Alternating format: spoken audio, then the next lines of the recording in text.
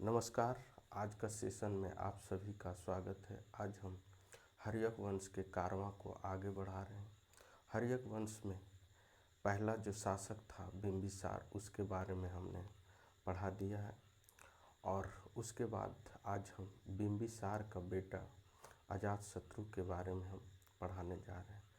तो आप ध्यान से देखेंगे और एग्ज़ाम के व्यू से जो जो क्वेश्चन निकलेगा उसके बारे में भी हम बात करेंगे। तो चलिए आज का वीडियो स्टार्ट करते हैं। साथियों, अजातशत्रु का जो है शासनकाल रहा लगभग 460 ईसा पूर्व से 492 ईसा पूर्व तक। इसने भी काफ़ी दिनों तक शासन किया।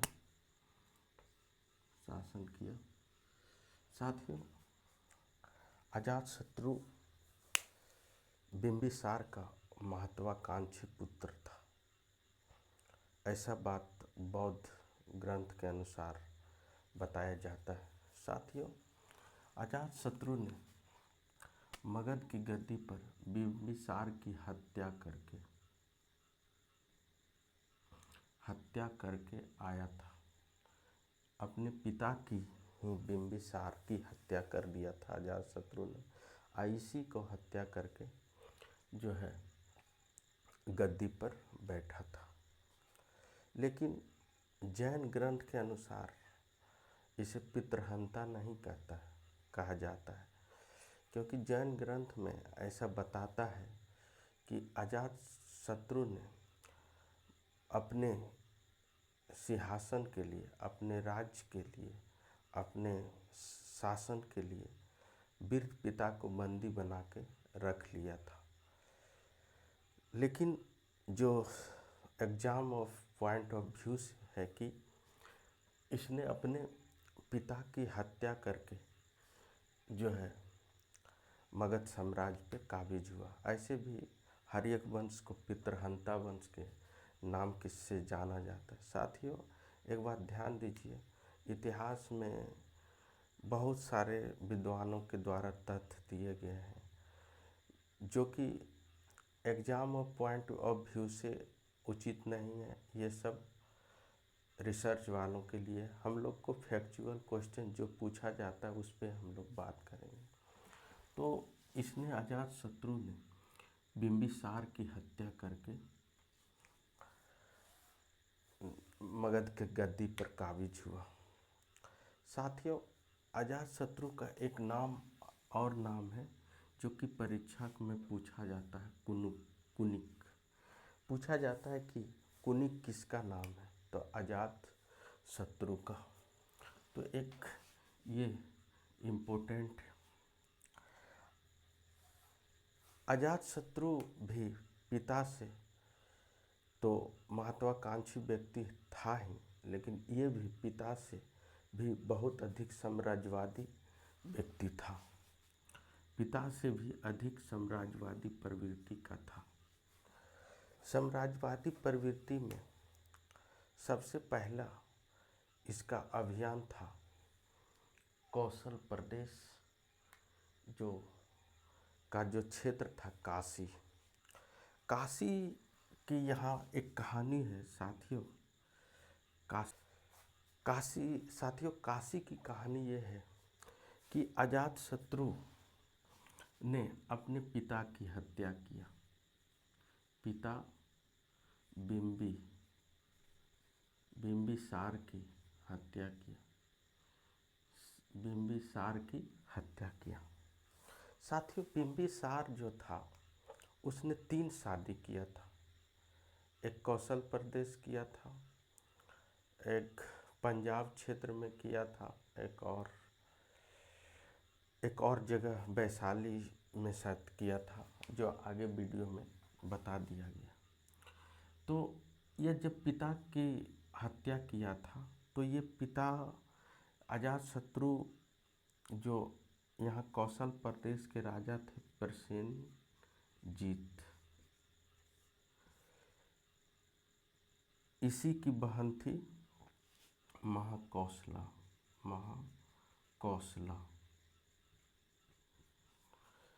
प्रसेनजीत की बहन थी महाकौशला, जिससे बिंबिसार ने शादी किया। जब अजातशत्रु ने अपना पिता बिंबिसार की हत्या किया तो इसकी जो माता थी महाकौशला अपने पति के याद में, अपने पति के वियोग में ये भी मर गई थी, मतलब ये भी मृत्यु प्राप्त कर ली थी, जो कि प्रसेनजीत की बहन थी महाकौशला। और प्रसेनजीत का बहनोई हो गया बिंबिसार, और एक हिसाब से प्रसेनजीत का भगना हो गया अजातशत्रु। लेकिन अजातशत्रु जो था इसका पुत्र नहीं था। महाकौशला 3 शादियाँ की थी, किसी का पुत्र होगा ये ऑथेंटिक जानकारी नहीं है।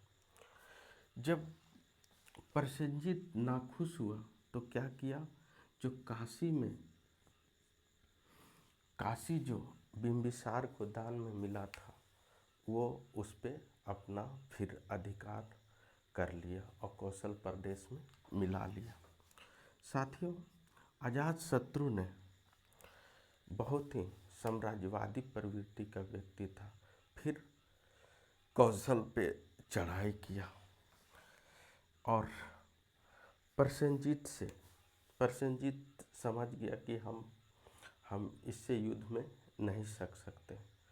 उसके बाद प्रसेनजीत ने क्या किया कि प्रसेनजीत ने इससे मैत्री संबंध या संधि करके फिर जो है काशी को इसके हाथ में, अजातशत्रु के हाथ में दे दिया। काशी तो दिया ही, साथ ही प्रसेनजीत की बेटी थी वाजिरा, इससे शादी कर दिया, जो कि कौशल की राजकुमारी थी वजीरा। इससे शादी कर दिया अजातशत्रु की और काशी फिर वापस मिला लिया। उसके बाद जब एक अभियान ये यहाँ पे किया बज्जी संघ जो 8 गणों का संघ था, काफ़ी शक्तिशाली संघ था। साथ ही इस पे दूसरा आक्रमण किया और इसमें क्या किया कि इसका एक मंत्री था जिसका नाम था, कूटनीतिक मंत्री था जिसका नाम था वतस्कार। इसने क्या किया, बज्जी संध में प्रवेश किया और कूटनीतिक से 8 संधों में कूटनीतिक करके तोड़ दिया। और उसके बाद लगभग 16 वर्षों के पश्चात इसने बज्जी संध को भी जीत लिया। कूटनीतिक कार्य के द्वारा इसके मंत्री वतस्कार, पूछा जाता है कि किसके सहयोग से वज्जी संध को, किसके कूटनीतिक विचार से वज्जी संध को अजातशत्रु ने जीता, तो वतस्कार। उसके बाद इसका अभियान था वैशाली के विरुद्ध। वैशाली शायद वज्जी संध का हिस्सा था। वैशाली के विरुद्ध अभियान जब किया तो इसका मुख्य उद्देश्य था वैशाली से मानिक हार प्राप्त करना और प्रिय हाथी को प्राप्त करना था और मानिक हार को प्राप्त करना था। इसीलिए वैशाली के विरुद्ध अभियान किया। साथियों, वैशाली के युद्ध में अजातशत्रु ने बहुत बड़े बड़े हथियार का प्रयोग किया, जिसमें ये पूछता है महाशिलाकंटक। यह महाशिलाकंटक जो था पत्थर फेंकने वाला हथियार था। ऐसा हथियार था जो कि एक साथ बहुत बड़ा बड़ा पत्थर को दूर तक फेंक देता था, जो कि युद्ध में एक पत्थर गिरने से, बहुत से पत्थर गिरने से बहुत लोग की मृत्यु हो जाती थी, बहुत सेना की मृत्यु हो जाती थी। तो इसमें महाशिला कंटक एक रथ मूसल, जिसका नाम था, तलवार से सजा हुआ रथनुमा हथियार को ही रथ मूसल कहा जाता है। पूछ सकता है महाशिला कंटक क्या है परीक्षा में, रथ मूसल क्या है? तो पत्थर से फेंकने वाले हथियार को महाशिला कंटक कहा जाता है, और तलवार से सजा रथनुमा हथियार को रथ मूसल कहा जाता है। ये वैशाली युद्ध में अजातशत्रु ने प्रयोग किया था। अजातशत्रु ने अपने कूटनीतिक मंत्री वतस्कार के सहयोग से वैशाली भी जीता और वज्जीसंध भी जीता। इसने अपने शासनकाल में कुछ अच्छे भी कार्य किए, जो कि परीक्षा के दृष्टिकोण से भी महत्वपूर्ण हो। इसके शासनकाल के 8वें वर्ष में भगवान बुद्ध की निर्वाण की प्राप्ति हो जाती है। साथियों, 8वें वर्ष में महात्मा बुद्ध का निर्वाण मतलब मृत्यु को प्राप्त कर जाते हैं कुशीनगर में। उसके बाद मृत्यु जब भगवान बुद्ध को हुआ तो उनके बौद्ध मतों के अनुसार उनके शरीर को 8 भागों में बांटा गया, और 8 भागों पे विभिन्न भागों पर स्तूप निर्माण किया गया। तो कहा जाता है कि बुद्ध ने इनके अवशेष पर राजगीर में एक स्तूप का निर्माण कराया। आज भी राजगीर में स्तूप है, लेकिन बुद्ध का जो शरीर का 8वां भाग था, 8 हिस्सा था, तो एक भाग पर इसने यहाँ स्तूप का निर्माण राजगीर में कराया, ये अजातशत्रु। फिर इसी के शासनकाल में एक बौद्ध संगीति हुई, प्रथम बौद्ध संगीति का आयोजन हुआ। प्रथम बौद्ध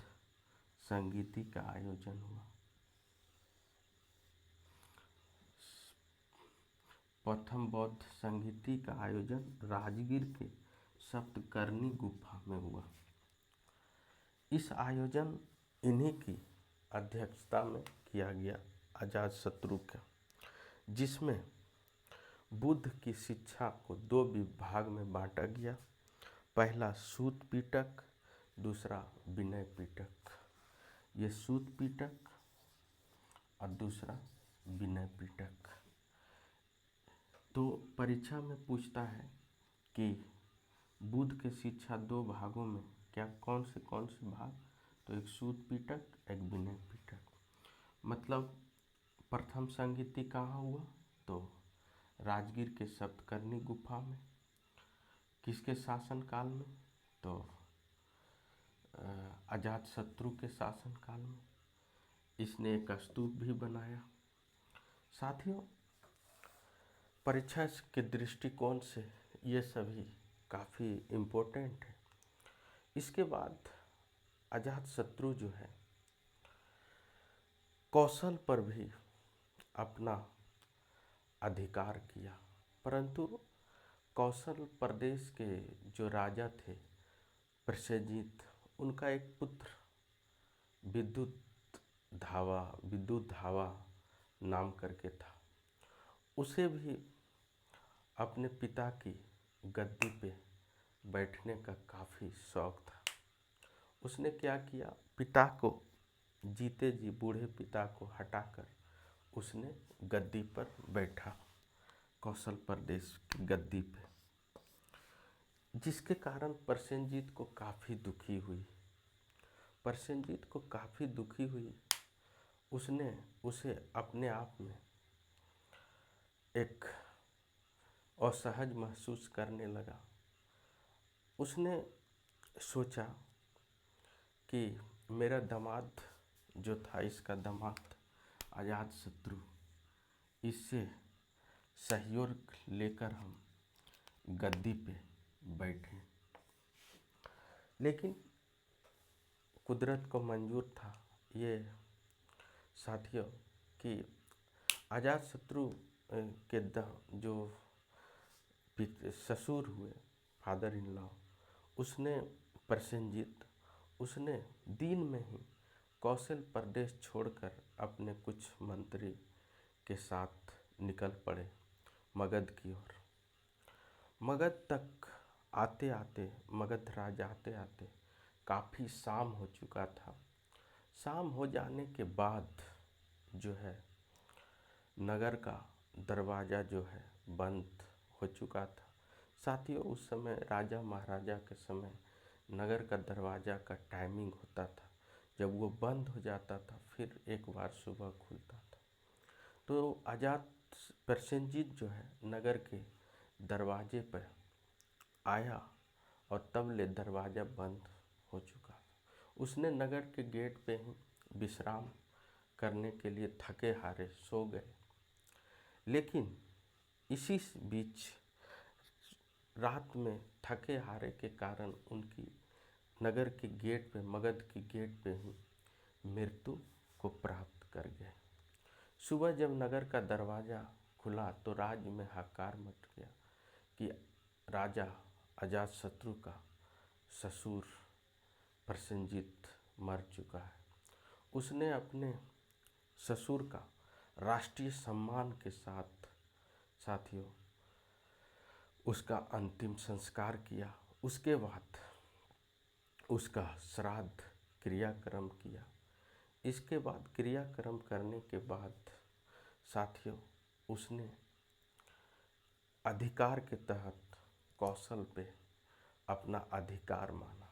इससे क्षुब्ध होकर, इससे गुस्से में आकर विद्युधावा जो प्रसेनजीत का पुत्र था, उसने क्या किया, उसने मगध पे आक्रमण करना चाहा और कौशल से मगध की ओर अपनी सेना लेकर चल दिया।